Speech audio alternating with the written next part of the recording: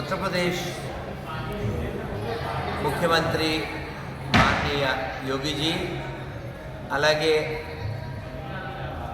ఈ వారణాసి పట్టణ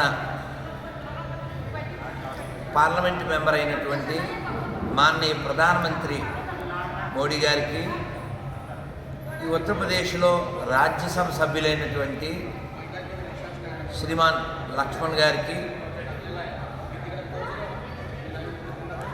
ఇక్కడ కాశీలో ఈ విశ్వనాథ్ కారిడార్లో నుంచి మేము చేసే విజ్ఞప్తి, ఇప్పుడు కూర్చుని శ్లోకాలు చెప్పినటువంటి ఈ పిల్లలందరూ ఈ కాశీ పట్టణంలో కాటి కాపర్ల పిల్లలు. వాళ్ళు ఏమంటారు ఇందులో? Dome community.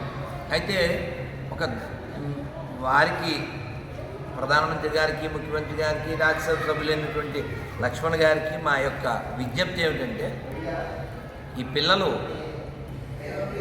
ఇక్కడ ఈ కాశీపట్నం మహాశ్మశానంలో కొన్ని దేవాలయాల్లోకి వాళ్ళని రానివ్వట్లేదు. వారికి వివక్షను ఎదుర్కొంటున్నారు. వారికి ఏదైనా నేర్పుదామంటే వారు కూర్చోబెట్టడి, వాళ్ళకి ఏదైనా నేర్పడానికి ఒక చోటు, ఒక స్థలం కూడా దొరకడం లేదు. ఇది చాలా ఖేదమైనటువంటి విషయం, చాలా బాధాకరమైన విషయం. కాబట్టి ఆ పిల్లల్ని ఉద్ధరించడానికి కంకణం కట్టుకున్నారు అమ్మ.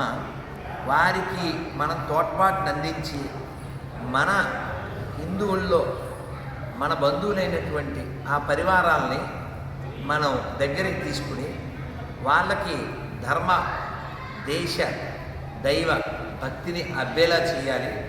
దానికోసం వారు ఎంతో కృషి చేస్తున్నారు. అలాగే వారు వివక్షను ఎదుర్కొంటున్నారనే విషయం లోకానికి తెలిస్తే కూడా అది మన ధర్మానికి మంచిది కాదు.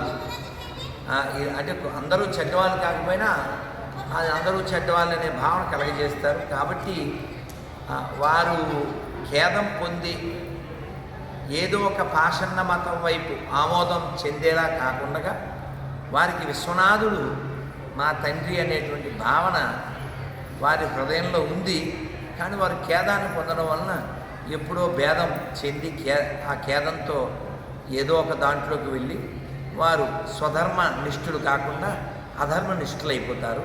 అలా కాకుండా అమ్మకి తోడ్పాటును అందిస్తూ, వారికి ఓ చోటును అందిస్తూ, వారి ఇక్కడ వివక్షను ఎదుర్కోకుండా చేయవలసిన బాధ్యత మన మీద ఉంది. కాబట్టి అందులోనూ ఇది ప్రతిష్టాకరమైనటువంటి మన ప్రధానమంత్రి గారి యొక్క కేంద్ర స్థానం కాబట్టి, యోగిజీకి ప్రతిష్టాకరమైనటువంటి కాశీ పట్టణం కాబట్టి, సో వారి విషయంలో జరిగేటువంటి ఈ అన్యాయాన్ని సరిదిద్దవలసిందిగా కోరుతున్నాం.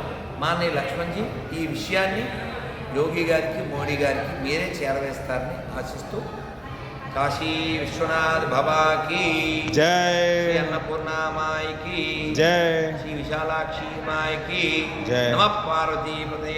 హర హర